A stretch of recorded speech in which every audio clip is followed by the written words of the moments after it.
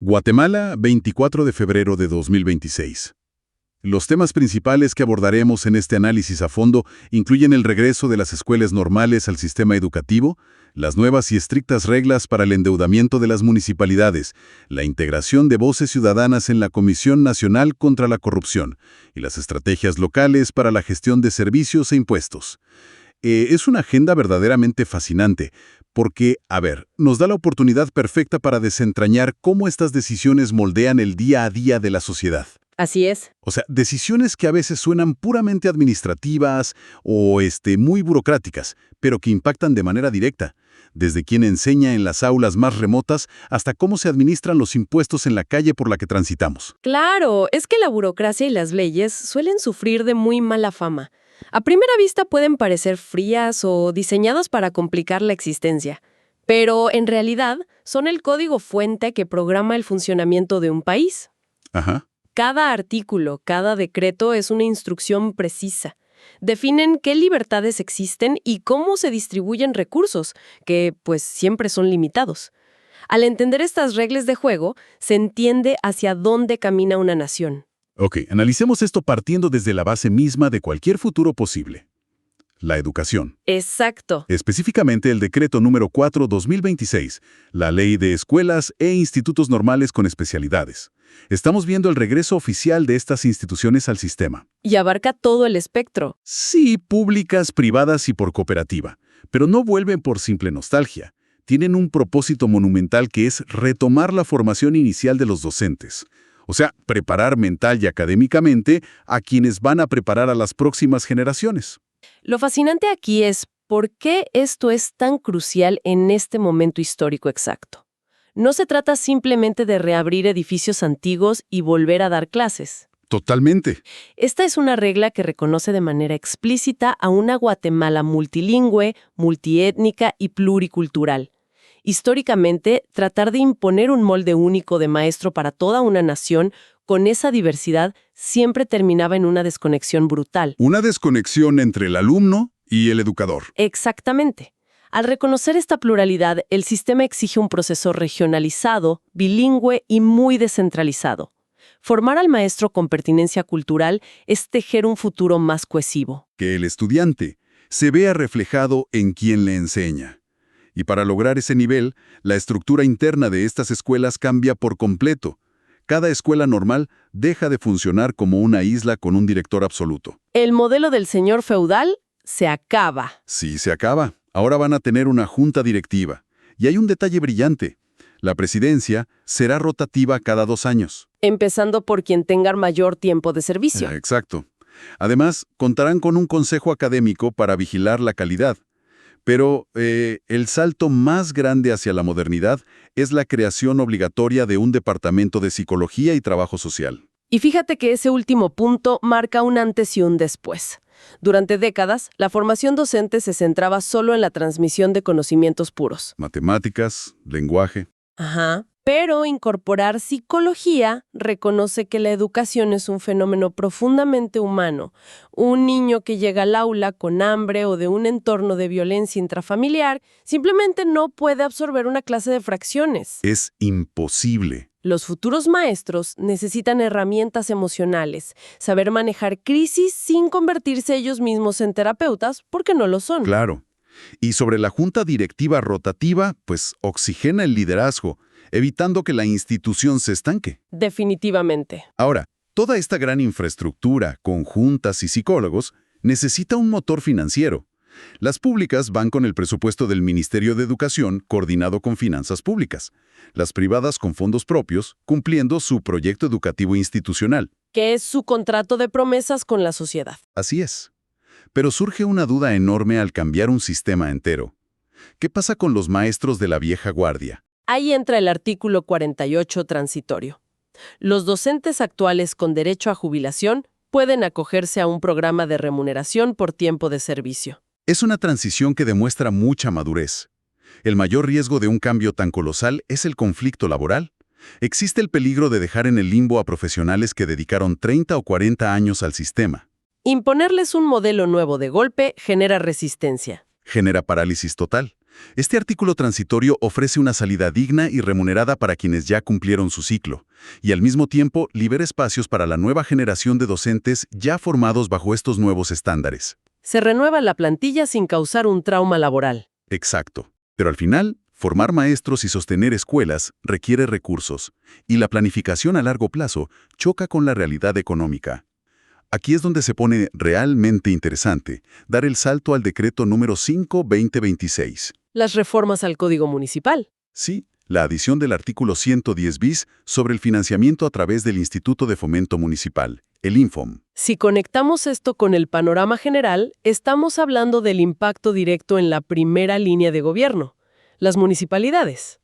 Este artículo establece una regla de oro, Ninguna municipalidad puede contraer deudas ya sea con el INFOM o la banca privada. cuyo plazo exceda el periodo de gobierno del Consejo Municipal que las autoriza. En palabras simples, se terminó la práctica de endeudarse hoy para inaugurar una obra y dejarle la factura al alcalde de la próxima década. Para ponerlo en una perspectiva cotidiana, imaginemos a alguien que comparte un apartamento con varios compañeros.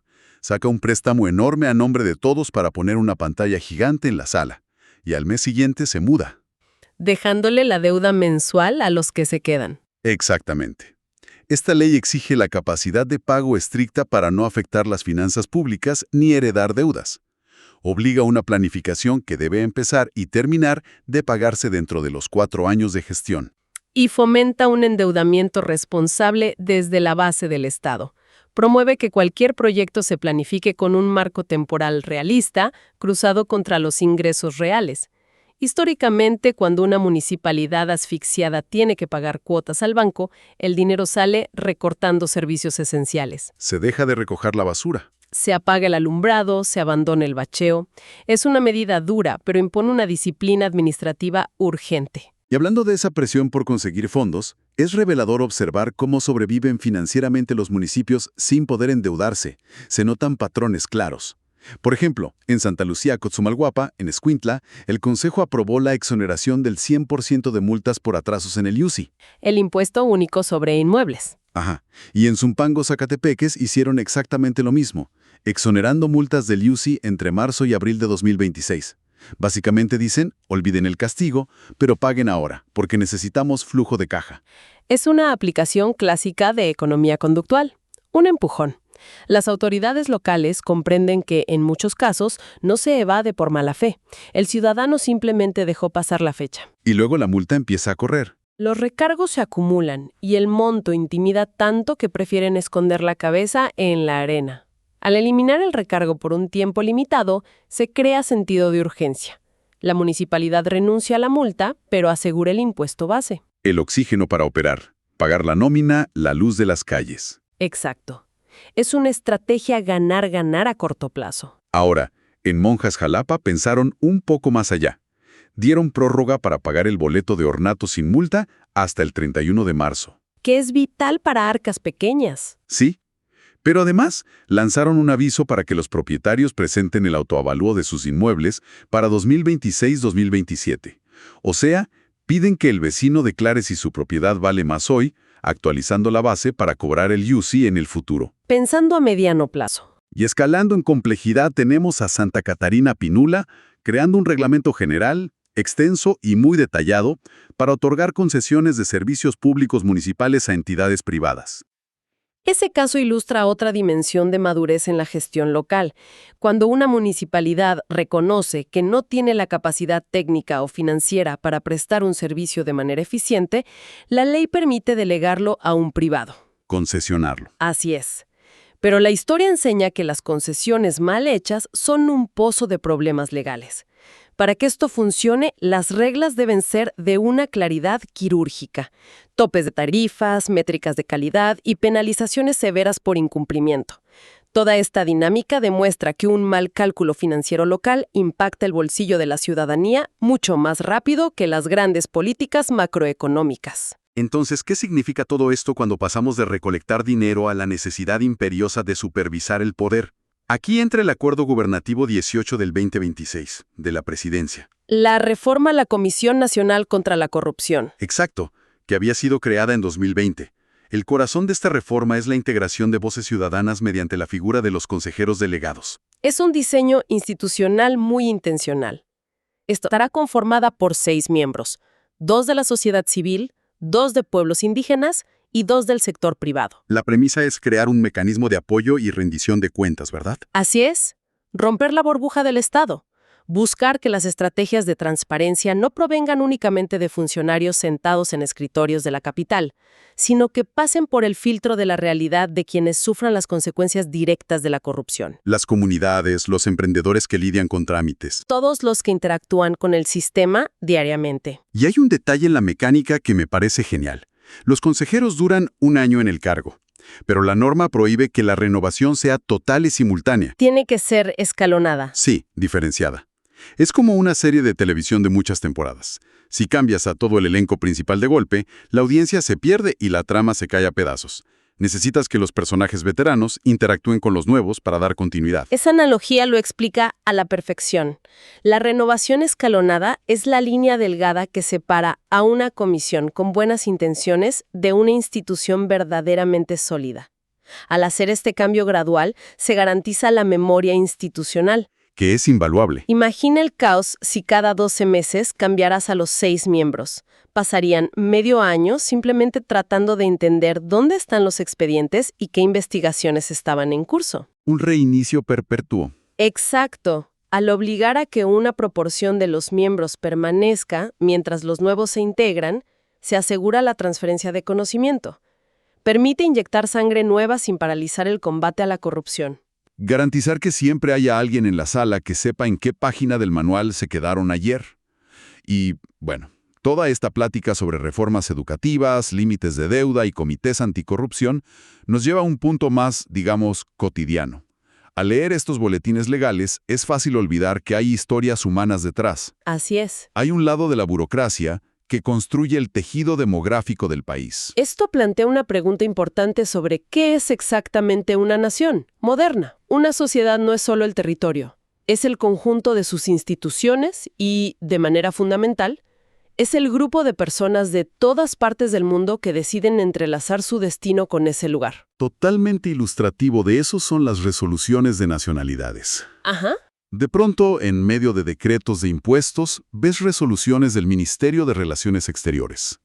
Personas como Lin Chuan-Xiek Chang o Min Chie-Xiek Chang, originarios de China-Taiwán, o Alejandro Valdés Alfonso, nacido en Cuba. Gestionando su naturalización. Sí, para convertirse, a todos los efectos legales, en guatemaltecos. Individuos que cruzaron el mundo, decidieron echar raíces y se someten a todo el rigor de entregar antecedentes y jurar lealtad para ser parte de la nación. Y ese rigor burocrático, que puede parecer interminable, es la ceremonia mediante la cual el Estado acoge y legaliza su pertenencia. Cada expediente aprobado recuerda que el país se moldea y enriquece con quienes eligen integrarse. Aportan nuevas dinámicas. Fusionan culturas y expanden la visión de la sociedad. Y para que todas esas personas puedan confiar en el sistema, entra un pilar silencioso: el cumplimiento de la Ley de Acceso a la Información Pública, el Decreto 57/2008. Fundamental. Es inspirador revisar cómo organizaciones publican sus resoluciones sobre cómo funcionan sus archivos, como la Fundación Aldo Castañeda, enfocada en problemas cardíacos con su lema Volviendo a latir. Una labor titánica.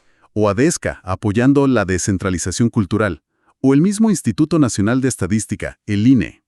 Todos emitiendo documentos públicos donde explican cómo custodian y cómo hacen disponible su información. Y es que un archivo desordenado o inaccesible es el mejor ecosistema para que prospere la corrupción. Cuando una fundación o un instituto abre sus archivos de manera proactiva, el mensaje es contundente. Declaran que su labor resiste el escrutinio. Exactamente. Que la información no es propiedad privada del director, sino un bien al servicio común. Esa rendición de cuentas genera confianza institucional, que es el pegamento que evita que una sociedad se fracture frente a las crisis. Es una excelente forma de verlo. Y para recapitular la sesión, vale la pena mirar en retrospectiva el viaje que hemos hecho a través de este código fuente. Arrancamos viendo cómo se formarán los maestros del mañana con el regreso de las escuelas normales. Con pertinencia multicultural y soporte psicológico. Luego pasamos a revisar los límites de responsabilidad financiera que impiden a los alcaldes heredar deudas a largo plazo. Y vimos las estrategias locales con el LUCI para mantener los servicios. Después, desglosamos el rediseño de la Comisión Nacional contra la Corrupción. Donde la rotación escalonada garantiza la memoria institucional. Y cerramos con esa burocracia más humana, que otorga nacionalidades a nuevos ciudadanos y obliga a mantener los archivos abiertos al escrutinio público. Y para quienes nos escuchan, me gustaría dejar sobre la mesa una provocación final. Algo para reflexionar. Hemos visto que cada detalle de la rutina está codificado. Cada vez que pagamos un arbitrio municipal aprovechando una amnistía o vemos a una nueva generación de maestros entrar a las aulas, estamos presenciando el resultado final de una compleja maquinaria legal. Así es. Entonces, ¿qué pasaría si la ciudadanía en general decidiera leer y comprender estas aburridas reglas cotidianas con la misma pasión y ferocidad con la que defiende opiniones en redes sociales? Vaya. ¿No es acaso en estas actas y acuerdos donde reside el poder más tangible y real para transformar las deficiencias de un país? Es una reflexión fenomenal para llevarnos hoy. Al final del día, comprender con exactitud las reglas del juego es el primer paso indispensable no solo para jugarlo mejor, sino para tener la capacidad de reescribirlo si no está funcionando. Entender esta maquinaria administrativa es la herramienta más afilada que tenemos para dejar de ser simples espectadores. Con esta idea cerramos la sesión de hoy, confiando en que esta exploración detallada haya aportado luz y nuevas perspectivas. Hasta el próximo análisis a fondo.